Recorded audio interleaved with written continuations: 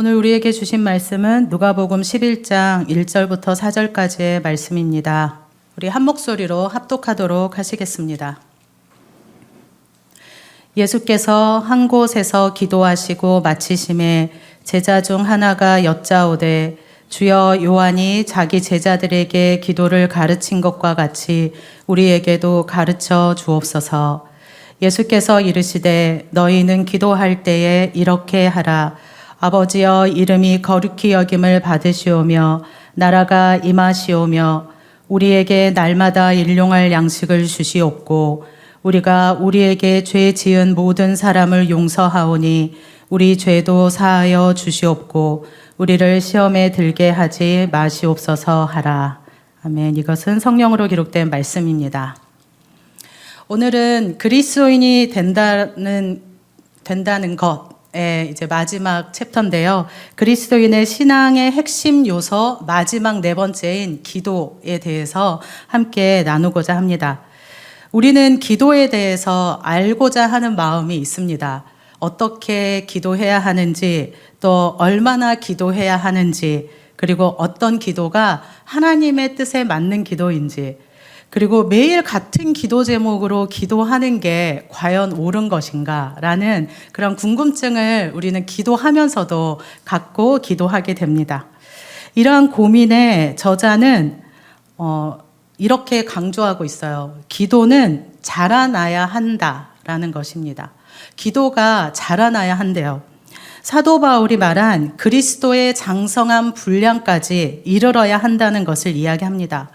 기도가 자란다고 하는 것은 단순히 삶의 한 부분에서 어떤 능력을 갖추는 것이 아니라 하나님이 우리의 삶 안에 예수님을 닮아가는 삶이 된다라는 거죠. 그러니까 기도를 통해서 기도의 능력이 나타나고, 그리고 내가 누군가에게 손을 얹었더니 막 낫고, 누군가 막 이렇게 힘들었는데 그 힘든 것이 싹 풀어지고, 막 기도했는데 그 사람의 아픔이 막 같이 느껴지고, 뭐 이런 것들 우리도 소망하잖아요. 기도하면서. 전 기도할 때 늘상 그런 믿음이 있거든요. 제가 아픈 자들을 위해서 기도할 때 그분들이 낫는 것에 대한 믿음이 있습니다. 근데 이제 눈을 뜨고 다시 연락하고 해보면 여전히 낫지 않은 그런 것들을 제가 확인하게 되는데, 우리 모두한테는 그런 능력이 기도의 능력이 있으면 좋겠다 이런 소원을 갖잖아요. 그런데 그러한 것들은 일부분이라고 이야기를 해요. 그래서 기도라고 하는 것은 예수님을 닮아가는 것이라고 저자는 우리에게 가르쳐 줍니다. 그래서 기도할수록 우리가 하나님하고의 관계가 더 깊어지고 그분 안에서 우리의 존재가 점점 더 정직하고 투명해져 가게 되는 것이 바로 기도라고 이야기를 하고 있습니다. 윌리엄스는 이거를 바로 기도의 성숙이라는 단어로 이야기를 합니다. 기도는 구약에서의 기도와 신약에서의 기도가 다르잖아요. 네, 조금 다르거든요. 근데 구약에서의 기도는 하나님은 거룩하고 두려운 분으로 인정이 됐었잖아요. 그래서 우리가 알아서 그냥 하나님 앞에 나아갈 수 없고 제사장을 통해서 우리가 나아갈 수 있었습니다. 그래서 기도는 주로 정해진 장소에서 제사하는 시간에 기도가 드려졌던 거죠. 그런데 신약 시대로 넘어오면서 우리는 이제 하나님을 아빠, 아버지라고 부르는 자녀의 위치에 나아가게 되었습니다. 장소도 언제 어디서나 우리는 기도가 가능하게 되었죠. 그래서 저도 청년들한테 달팽이 기도라고 하거든요. 달팽이 기도를 해라. 출퇴근하면서 그 출근 시간에 그 달팽이 집을 만들어서 그곳에서 기도해라. 막 기도 시간이 없다고 하니까 그렇게 하거든요. 언제 어디서나 우리는 기도할 수 있게 됐습니다. 시장에 가는 길에, 마트에 가는 길에 우리는 기도할 수 있죠. 예수님께서 하나님께 기도하는 방법을 우리에게 가르쳐 주셨는데요.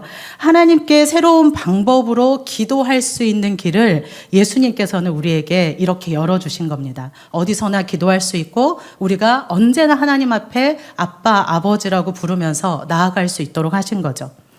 이 새 기도의 특징은요, 사도 바울의 로마서 8장과 그리고 또 갈라디아서 4장에 생생하게 표현이 되어져 있는데, 갈라디아서 4장 6절 말씀을 우리 함께 읽어보도록 하겠습니다. 함께 읽겠습니다. 너희가 아들임으로 하나님이 그 아들의 영을 우리 마음 가운데 보내사 아빠 아버지라 부르게 하셨느니라. 이것은 또 마가복음 14장 36절에서 이렇게 기록하는데요. 함께 읽겠습니다. 이르시되 아빠 아버지여 아버지께는 모든 것이 가능하오니 이 잔을 내게서 옮기시옵소서. 그러나 나의 원대로 마시옵고 아버지의 원대로 하옵소서 하시고, 우리가 기도하는 새로운 방식은 하나님을 아버지로 모셔서 아뢰는 일이라는 거죠. 이것이 바로 예수 그리스도의 영이 우리 가운데서 하시는 일입니다. 그래서 그리스도인들이 기도한다라는 것은요, 다른 모든 일에 우선해서 예수 기도가 우리 안에서 일어나게 하는 것이라고 이야기를 해요. 좀 어렵기는 하지만 예수의 기도가 우리 안에 일어난다. 그러니까 예수님이 우리 안에 거하시기 때문에 예수님이 우리도 빌바를 알지 못하는 탄식과 아픔과 예수 그리스도의 간구가 우리를 대신해서 기도하시잖아요. 이러한 예수의 기도가 우리 안에서 일어나야 한다는 거죠. 그러니까 기도가 단순히 우리가 하나님께 말하는 행위가 아니라 우리가 막 예수님한테 막 기도하면서 이렇게 나가는 것이 아니라 예수 그리스도께서 우리 안에서 기도하시는 것을 받아들이고 그 기도 가운데 참여한다는 것이죠. 이해가 되시나요? 그래서 기도는요, 예수님과 연합한 것 가운데서 드리는 것이 기도입니다.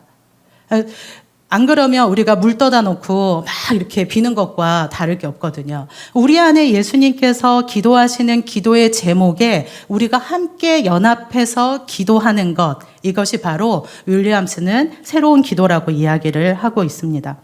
우리가 빌바를 알지 못할 때 성령께서 우리를 대신해서 하나님 앞에 친히 간구하신다고 하시잖아요. 기도는 나 홀로 시작하는 것이 아니라 이미 예수님께서 드리고 계시는 그 기도에 우리가 함께 참여하는 것이죠. 그렇기 때문에 기도는 역동적이고 그리고 움직이는 시간이 되는 것입니다. 그래서 기도가 재밌게 되는 거예요. 기도가. 그래서 우리가 막 기도하면 계속해서 그냥 언제까지 기도해야 되나? 똑같은 기도를 언제까지 해야 되지? 이런 질문들이 생기잖아요. 근데 우리 안에 계시는 예수 그리스도께서 우리 안에서 기도하시는 것들을 우리가 연합해서 함께 기도해 나갈 때, 그때 우리가 하나님의 뜻을 알게 되고 그리고 우리의 기도의 방향이 바뀌게 되는 거죠. 이게 이제 기도라고 윌리엄스는 이야기를 해줍니다. 그렇기 때문에 우리가 기도할수록 우리의 삶이 변화가 되게 되겠죠. 이기적인 생각과 소망과 미래가 점점 영원한 하나님의 사역 안에 맞춰지게 되는 것입니다. 한마디로 예수님의 꿈이 우리의 꿈이 되고 예수님의 성품이 나의 성품이 되는 시간이 바로 기도의 시간인 거예요.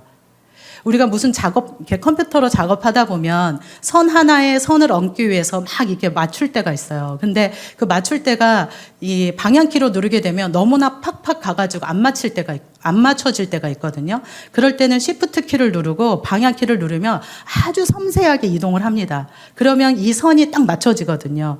기도의 시간은 바로 이렇다는 거죠. 예수님의 선에 우리의 선을 맞추는 시간. 이 바로 기도의 시간입니다. 우리는 이러한 기도를 배워야 하죠. 그래서 그 기도의 모델은 바로 예수님이 가르쳐준 주님의 기도, 주기도입니다.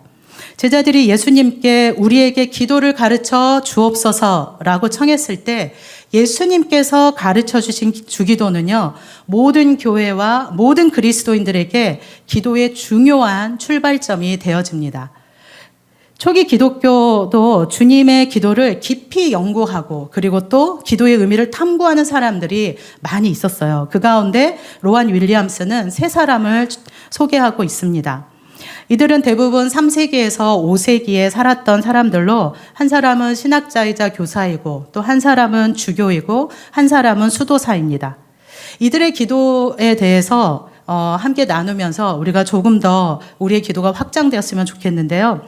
첫 번째는 오리게네스라고 하는 분입니다. 오리게네스는 초기 기독교의 중요한 신학자 중에 한 분이셨어요. 그래서 자신의 삶과 죽음으로 십자가를 증언한 증인이었거든요. 오리게네스는 기도에 관한 책이라는 아주 작은 책을 썼는데요. 최초로 기도에 대해서 체계적으로 저술한 사람으로 알려져 있습니다. 오리게네스, 이분 기억해주면 어디 가서 좀 공부했네? 이런 소리를 들으실 수 있을 것 같아요. 오리게네스입니다. 오리게네스는 우리가 왜 기도해야 되는지, 그리고 어떻게 기도해야 되는지를 실제적으로 우리에게 가르쳐 주고 있는데요. 우리가 기도하면서 한 번쯤은 생각해 볼 만한 질문인데, 그 질문이 뭐냐면요. 우리가 구하려는 것이 무엇인지 하나님께서 아신다면 왜 번거롭게 기도해야 하는가? 라는 질문입니다. 그쵸? 하나님은 전능하신 분이시고 또 우리가 간구하기 전에 우리의 모든 필요를 아시는 분이시라고 말씀하십니다. 그런데 왜 기도해야 합니까? 하나님은 우리가 무엇이 필요하고 무엇을 원하고 무엇을 행하고자 하는지를 분명히 아시는 분이십니다. 그렇지만 우리가 이렇게 결심하고 행동하는 것을 통해서 하나님은 하나님의 목적을 이루시기로 결정하셨어요. 그러니까 하나님은 스스로가 우리가 기도하는 것을 통해서 하나님이 무엇인가를 일하기로 결정하셨다는 거죠. 그래서 이런 것들을 경험해 보셨을 겁니다. 우리가 막 기도를 해야 되는 때에 기도를 이제 정말 기도해야 된다. 그리고 딱 기도하면 하나님이 그날 기도하자마자 응답이 막 와서 떨어질 때, 그때 있지 않으셨어요? 하나님 막 준비해 놓으셨다가 우리가 딱 기도했을 때 막 떨어지는, 하나님이 그 기도를 원하셨던 거죠. 저는 그 수련회 가거나 이럴 때 그런 것들을 많이 하거든요. 많이 경험을 해요. 아, 하나님 정말 기다리셨구나. 이 기도를 하기를 기다리셨구나. 이런 생각들이 많이 들거든요. 하나님은 우리 어떤 일을 일으키실 때 이 세상을 조금 더 나은 세상으로, 그리고 또 누군가의 화해로, 누군가를 치료하는 것으로 이러한 일들을 일으키실 때에 그 일을 일으키시는 도구로 우리의 기도를 사용하시고자 한다는 거죠. 그렇기 때문에 우리는 기도해야 합니다. 그렇기 때문에 하나님은 주권자이시지만 우리를 통해, 우리의 기도를 통해, 우리의 행동을 통해 세상을 움직이시기로 결정하셨습니다. 그렇기 때문에 우린 최선을 다해서 기도해야 합니다. 왜냐하면 우리가 기도할 때 하나님께서 실제로 그 기도를 통해서 일하시기 때문이죠. 또 오리게네스는 어떻게 기도해야 하는지를 간단하게 알려주고 있는데요. 첫 번째는 찬양으로 시작하라고 합니다. 찬양은 하나님이 어떤 분이신지를 고백하는 것이죠. 그런데 이 고백은 하나님보다는 우리에게 더 필요한 고백이 되어집니다. 우리 청년 중에 취준생 청년이 있었어요. 지금도 다들 이제 자격증도 공부하고 하고 있지만 취준생 중에 한 명 있었는데 자꾸 서류에서 떨어지는 겁니다. 서류에서도 떨어지고 서류에 통과되면 면접에서도 떨어지는 거예요. 그러니까 불안이 몰려왔어요.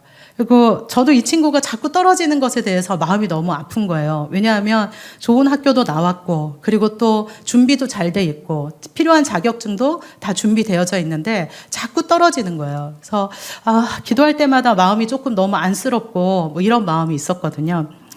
한 해가 지날 때마다, 한 몇 년 지났는데 한 해가 지날 때마다 계속해서 불안감이 오는 거죠. 근데 이 친구가 밤이 되면 그 불안감이 더 심해지더라는 거예요. 그래서 했던 일이 뭐냐면 하나님께서 자신의 삶 안에 행하셨던 일들을 큐티책에다가 밤에 기록하는 일을 시작했습니다. 그래서 하나님께서 내가 이랬을 때 이렇게 하셨지, 하나님께서 나의 기도를 이렇게 들어주셨지, 이러한 것들을 쓰기 시작했어요. 그런데 그 불안감을 계속해서 안으면서 하나님께 시선을 계속 맞추는 작업을 한 겁니다. 그러다가 저희가 한번 제주도에 갈 일이 있었는데 제주도에서 말씀을 뽑을 일이 있었어요. 그래서 기도하고 말씀을 뽑았는데 그 말씀 안에서 하나님이 두려워하지 말라라는 이 말씀을 딱 주신 거예요. 이 친구가 그거를 보면서 두려워하는 그 마음과 함께 완전히 막 오열하기 시작했거든요. 그리고 나서 저희가 함께 나누면서 그래, 우리가 끝까지 하나님 붙잡자. 그리고 하나님이 우리에게 두려워하지 말라라고 하시니까 두려워하지 말고 우리가 하나님 붙잡고 가보자. 이렇게 했어요. 그래서 계속해서 이 친구는 하나님이 어떠한 분이신지를 써내려갔고, 그리고 두려운 마음을 계속 그 위에다 올렸습니다. 두려운 마음 위에 하나님이 어떤 분이신지를. 그리고 지금은 어떻게 됐을까요? 네, 맞아요. 정규직이 됐습니다. 하나님이 어떤 분이신지를 기억하고 하나님을 찬양하는 일은 하나님에게 뿐만 아니라 우리의 삶 안에 너무나도 필요한 일이라는 거죠. 그래서 우리가 기도할 때 하나님이 누구신지를 기억하고 하나님의 성품을 기억하고 나가는 것은 굉장히 중요하다라고 이야기를 합니다. 이렇게 찬양하고 기도한 후에 감사로 끝내라고 해요. 하나님께서 이루실 일에 대해서 미리 감사하는 거죠. 그리고 시편 55편 7절의 말씀을 보면서 하루에 3번씩 기도하라고 합니다. 시편 55편 7절을 제가 읽어드리겠습니다. 저녁과 아침과 정오에 내가 근심하여 탄식하리니 여호와께서 내 소리를 들으시리로다. 저녁과 아침과 정오에 내가 근심하여 탄식하리니 여호와께서 내 소리를 들으시리로다. 하루에 적어도 3번씩은 기도하라라고 말씀하고 있습니다. 아침, 정오, 저녁. 네, 시간을 떼놓고 우리가 기도할 수 있었으면 좋겠어요.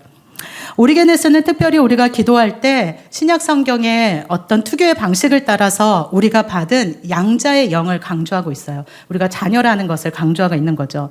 우리는 아들과 딸의 자격으로 하나님께 아뢰고 또 우리에게 하나님이 먼 곳에 계신 분이 아니라 바로 그곳 가까이 계시기로 작정하신 하나님께 기도한다는 것입니다. 하나님은 우리에게 친구가 되어주시기로 작정하셨죠. 그리고 하나님은 우리를 식구로 삼아주셨습니다. 우리는 이러한 바탕 위에서 기도하는 것입니다. 그래서 오리게네스는요, 이렇게 이야기를 합니다. 우리의 기도는 예수님께 하는 것이 아니라 언제나 예수 안에 있다. 우리 안에 그리스도의 영으로 채워져 있을 때 우리가 예수님께 기도하면서 나가는 것이 아니고 예수님이 우리 안에서 기도하는 것, 그것 안에서 우리가 기도한다라는 것이죠. 그래서 예수님께서 우리가 우리 안에서 기도하실 때 우리를 하나님께로 나아가게 하고 그리고 또 우리로 하여금 하나님의 뜻으로 나아가게 한다라고 이야기를 하고 있습니다. 그러면서 그렇게 되기 때문에 우리가 기도할 때 우리의 마음에 이기적인 마음들이 내려놓아지고 편협한 관념들이 비워지면서 하나님의 사랑으로 우리를 계속해서 채우게 되는 것이죠. 그래서 예수님의 뜻과 행위를 품은 사람이 되어진다는 겁니다. 그래서 오리게네스는 우리가 기도할 때 제사장이 된다라고 이야기를 하고 있어요. 왜냐하면 하나님의 아픔이 서려 있는 곳, 하나님의 또 원하시는 기도가 해야 되는 그 장소에 우리의 기도가 가기 때문이죠. 예수님의 모습을 우리가 기도할 때 지니게 된다라고 이야기를 합니다. 그러니 우리가 이 땅을 위해서 기도할 때 우리가 제사장으로 하나님 앞에 기도하게 되는 것이죠. 왜냐하면 예수님의 마음이 그곳 안에 있기 때문에. 그리고 오리게네스는 한 가지 또 중요한 것을 강조하는데요. 그것은 우리가 기도할 때 다른 사람들과 평화를 이루라고 합니다. 예수님께서 예물을 드리기 전에 먼저 형제와 화목하고 그 후에 와서 예물을 드리라고 말씀하신 것처럼 우리가 기도하기 전에 다른 사람들과 화해와 평화를 이루어야 한다는 것이죠. 우리는 하나님의 은혜 가운데에서 용서를 받았습니다. 그리고 지금도 용서를 받고 있습니다. 용서를 받은 사람만이 용서할 수 있다라고 하잖아요. 그렇기 때문에 우리가 누군가를 용서한다는 것은 우리가 누군가에게 용서를 받았다는 것을 확인하는 것이죠. 이런 의미에서 우리는 기도하는 사람들은 평화를 만들어가는 사람입니다. 누군가와 함께 깨어진 관계들을 회복하면서 나아가는 것이죠. 그래서 이 기도라고 하는 것은요, 그냥 우리의 간구만을 하나님 앞에 아뢰는 것이 아니라 우리의 삶 전체가 바뀌어지는 그런 놀라운 능력을 가진 것입니다. 그래서 기도하는 사람은 우리의 삶이 바뀌게 되는 것이죠. 두 번째 사람은 니사의 그레고리우스입니다. 니사의 그레고리우스는요, 당시에 매우 굉장히 유명한 철학자이면서 신학자였는데 불후의 명저 중에 하나가 주님의 기도에 대한 주석입니다. 그래서 그레고리우스가 주님의 기도에 관한 설명한 것을 간단하게 정리해보면 한마디로 이렇게 이야기를 할 수 있어요. 기도는 관계를 치유한다. 기도가 갈등과 경쟁을 해결하는데 중요한 역할을 한다라고 합니다. 이러한 갈등들을 치료하고 회복하는데 중요한 역할을 하는 것 중에 주기도문에서 이 한 가지를 이야기를 하고 있는데요. 그 한 가지는 오늘 우리에게 일용할 양식을 주시옵고 라는 기도입니다. 농사를 짓는 분들의 이야기를 따르면 우리가 아무리 땀을 흘리고 애쓴다고 하더라도 비가 오지 않거나 또 일조량이 부족하면 농사가 망쳐진다는 것을 피부로 느끼신다고 합니다. 하나님이 허락하지 않으면 우리는 일용할 양식도 먹을 수 없는 유한한 존재라는 것을 우리는 알게 되는 것이죠. 이 우리에게 일용할 양식을 주시옵고라는 이 기도의 내용은 바로 우리가 유한한 존재입니다, 주님. 우리에게는 능력이 없습니다. 주님이 우리에게 일용할 양식을 주십시오. 라고 기도하는 것이죠. 그리고 그것과 그것과 함께 우리는 일용할 양식으로 족한 삶을 살겠습니다라는 고백이기도 합니다. 그래서 일용할 양식 외에 다른 것들이 우리에게 들어오게 된다면 우리는 청지기로서 주님의 뜻을 따라 이러한 것들을 사용하겠습니다라고 고백하는 것이죠. 나에게 주시는 것이 나만을 위한 것이 아니라 우리를 위해 내게 맡겨주신 이 청지기의 정신이 없이는 이 일용한 양식이 나의 것이 아니라는 거예요. 청지기의 정신이 없이는. 한마디로 이런 거죠. 내가 부요함을 누리는 방식이 누군가에게 결핍으로 전제하고 있다면 나의 이 부요함이 더 이상 나의 것이 아니라는 겁니다. 일용할 양식이라고 하는 것은 나에게도 일용할 양식이 되지만 누군가에게도 일용할 양식이 되어지잖아요. 그래서 우리에게 주신 이 일용할 양식 중에 그 위의 것들이 왔을 때 우리는 청지기로서 이러한 것들을 우리가 누군가에게 흘려보내야 하는 것입니다. 그렇게 되면 그 안에서 화해와 정의가 실천돼야 된다는 것이죠. 그렇게 흘려보내기 시작할 때. 일용할 양식을 우리에게 주시옵고라는 이 기도의 기도를 할 때 우리의 삶 안에 화해와 정의가 실현된다는 겁니다. 왜냐하면 우리가 그렇게 살아가기 때문에. 그렇기 때문에 기도는 화해와 정의와 관련되고 다른 사람들에게 대한 우리의 태도를 바꿔주는 것입니다.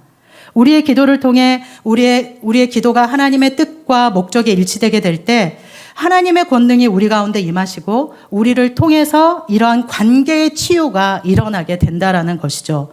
우리는 훌륭한 사람이 되기 위해서 기도하거나 그 결과 화해와 정의가 일어나는 것이 아니라는 겁니다. 우리가 기도하는 까닭은 우리 안에 그리스도께서 계시기 때문에 정의와 화해가 되시는 그리스도께서 계시기 때문에 그분이 거하시기 때문에 우리가 기도할 때 그곳 안에 정의와 화해가 실현된다는 것이죠.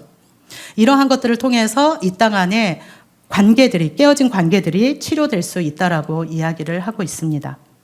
세 번째는 요한네스 카시아누스라고 하는 인물인데 이분은 같은 전통에 속하면서 서로 다른 세상의 다리를 놓은 수도사입니다. 그래서 러시아에 있다가 수도사가 되기 위해서 이집트로 넘어온 것으로 보여지는데요. 이 카시아누스는 당시 가장 유명했던 수도원 스승들을 이집트에서 만났어요. 그리고 그분들로부터 굉장히 많은 가르침을 받고 그것을 체계적이고 간략하게 요약해서 서방 그리스도인들에게 전했던 사람입니다. 그의 담화집에서 주님의 기도에 대한 성찰의 내용이 나와 있는데요. 카시아누스는 이렇게 이야기를 해요. 기도하기 전에 자신의 의식과 감정과 또 그와 관련된 모든 문제들을 잘 다듬을 필요가 있다. 일상의 걱정거리에 얽매이지 않을 만큼 자유롭게 되어서 기도하려고 할 때 염려로 인해서 기도가 막혀버리는 일이 없도록 준비한 후에 기도로 나아가야 한다라고 이야기를 하고 있습니다. 그래서 기도는 갑자기 켜는 스위치가 아니라 마음의 질서와 집중이 요구되는 깊은 영적 여정이기 때문이다라고 이야기를 합니다. 우리의 영혼은 자유롭지 못하면 기도가 막히고 눌리게 되어 있습니다. 그래서 기도하기 전에 염려와 감정을 처리하면서 내려놓는 연습이 필요하죠. 그래서 카시아누스는 이렇게 이야기를 해요. 자주 간단하게 기도해라.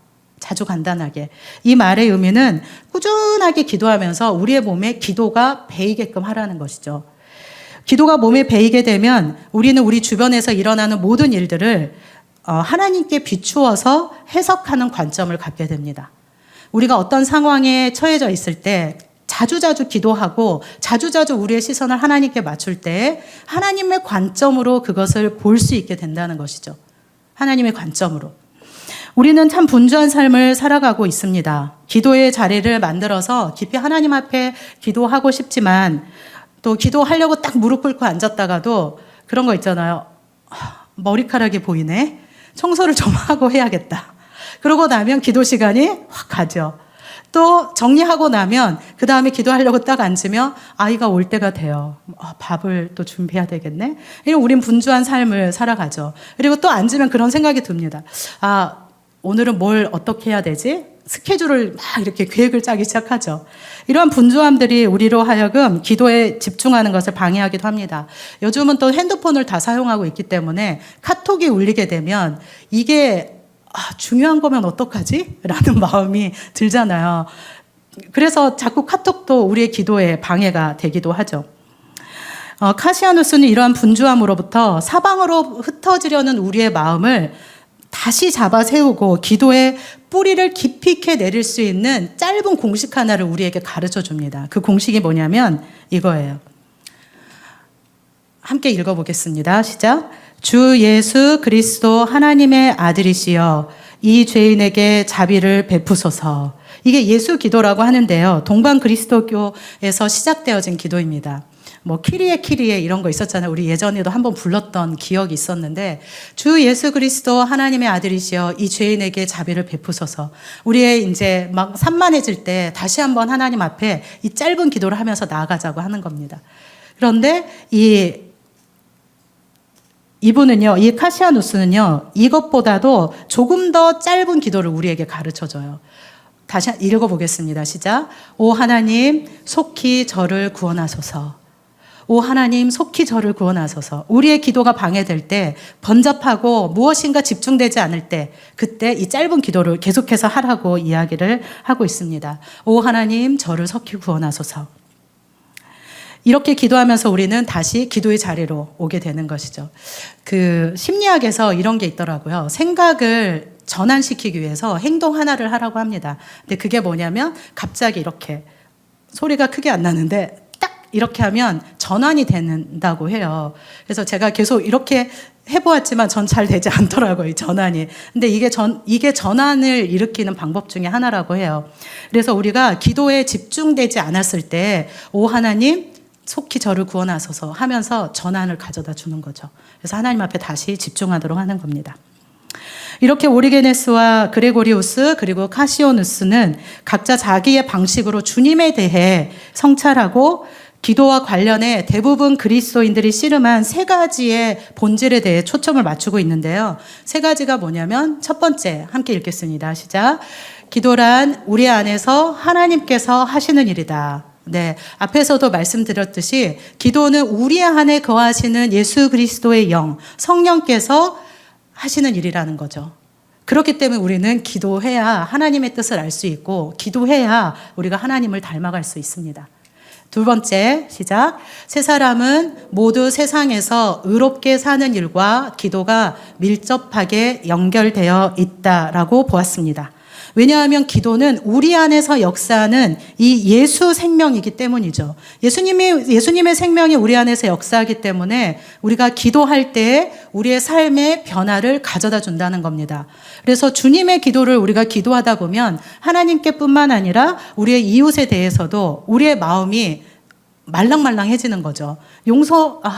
우리에게 죄 지은 자를 내가 지은 죄를 용서한 것과 같이 우리에게 죄 지은 자를 용서하게 해주십시오라는 기도만 우리가 기도하더라도 용서해야 되잖아요. 하나님 앞에 나아가는데 성도와의 관계가 우리의 공동체 안에서의 깨어진 관계가 하나님 앞에 나아갈 수 없도록 하잖아요. 이것을 우리 안에 있는 예수 생명이 계속해서 우리한테 말씀하시기 때문에 우리는 그 일을 하게 된다는 것이죠. 세 번째, 기도할 때 우리에게 필요한 일은 신실하게 최선을 다하며 포기하지 않는 자세이다. 우리에게 필요한 일은 신실하게 최선을 다하며 포기하지 않는 자세이다. 성령께서 우리 안에서 일하실 겁니다. 그렇지만 우리는 어떤 일이 일어날지 모르잖아요. 그럼에도 우리는 신실하게 기도하는 삶의 자세를 살아내야 한다는 것이죠. 이 세 분의 신학자와 수도자와 그리고 교사를 통해서 우리에게 이렇게 이야기를 해주고 있습니다. 신실하게 기도하는 삶을 살아내라 라고 말씀하고 있습니다. 로하니 윌리엄스는 마무리를 하면서요, 기도에 대해서 이렇게 이야기를 해줍니다. 함께 읽겠습니다. 시작. 기도란 여러분을 위해 거기 계시는 하나님을 위해 여러분도 거기 있겠다는 약속이자 맹세입니다. 하나님께서 내가 기도하는 자리에 계시는 것처럼 나도 하나님께 나의 전 존재로 응답하겠다고 하는 맹세라고 정의를 내렸습니다. 하나님이 내가 기도하는 그 자리에 계시겠다고 하시니 나도 나의 온 삶으로 아빠, 아버지 대신 그 하나님 앞에 있겠습니다. 라고 하는 것이죠. 기도할 때 우리의 중심성을 넘어서서 그리스도께서 우리 안에 거하시도록 우리의 모든 것을 비워내고 예수 그리스도로 채워나가고 내 안에 계신 예수의 생명이 우리의 이웃을 향해 흘러가게 함으로써 평화와 정의를 실현해 나가고 또 세상을 회복하고 깨어진 관계들을 회복하면서 예수 그리스도를 닮아가는 우리의 삶이 되었으면 좋겠습니다. 바로 기도는 이러한 열매를 우리에게 가져다 주는 것이죠. 하나님의 일들을 우리가 할 수 있도록 하나님의 일을 할 수 있도록 우리의 기도가 담겨지는 거고 또 우리의 그 기도를 통해서 우리의 삶의 변화를 가져다 주고 그러면서 기도가 점점 더 잘하고 성숙해져 간다라고 저자는 우리에게 이야기해 주고 있습니다. 우리의 기도가 이러한 기도가 되었으면 좋겠습니다. 우리의 이웃을 위해 우리의 하나님을 향해서 이러한 기도가 우리의 삶 안에서 일어났으면 좋겠어요. 우리의 기도가 계속해서 자라가고 성숙되어지기를 소망합니다.